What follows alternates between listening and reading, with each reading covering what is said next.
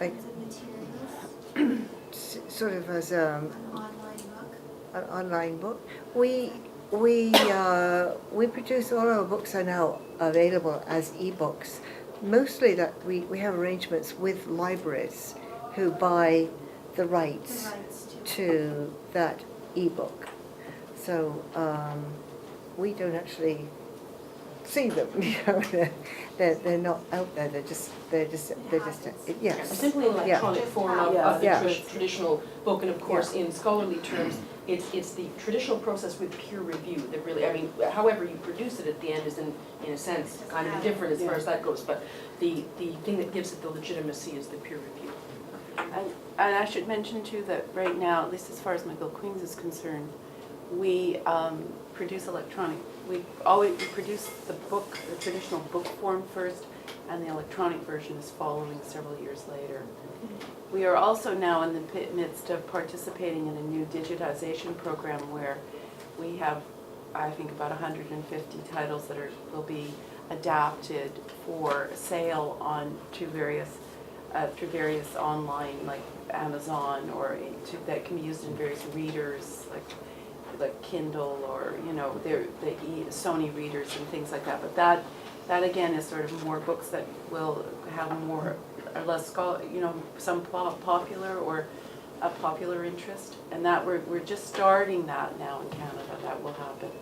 But the electronic version of a scholarly monograph is generally following behind, at least in our programs. So we're still doing the book first. Yeah, I think the distinction to be made there is, while you may be online while accessing that, your university's online library catalog, and that you may be able to, be a couple of clicks away from scrolling through something that looks like a PDF document of the book, that in fact that PDF document of the book is something that looks very much like the typeset pages of the book, and it's something that you can only really access by going through that library. So it's, in general, although Susan is talking about this newer initiative with other kinds of digital readers, in general the electronic book is online only in the sense that it is in a library, and that the way that you can access ebook content through a library is through that library's online catalog. It is not posted on a website anywhere, and it is, and we are very careful in the digitization process to ensure that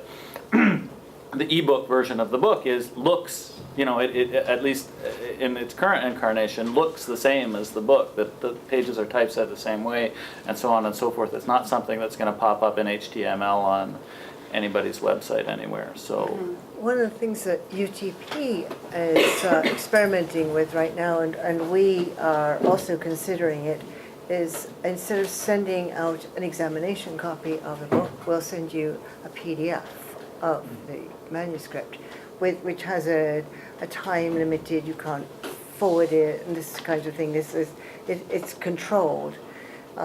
It saves an enormous amount in mailing costs. We a good deal of our costs are mailing costs, and books are heavy. And it's if we can save, that can reduce our print runs and save trees basically, and.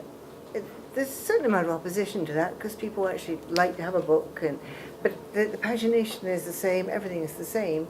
It's just, it's up to you to print out the pages or not print it out. And reading online is sometimes not that easy for some. I don't like to read an entire book on a screen. It's just, but it's something that is being considered now. It's just a way of cutting down on the costs, because university budgets are all being trimmed, so we're trying to think of ways to jump ahead of that.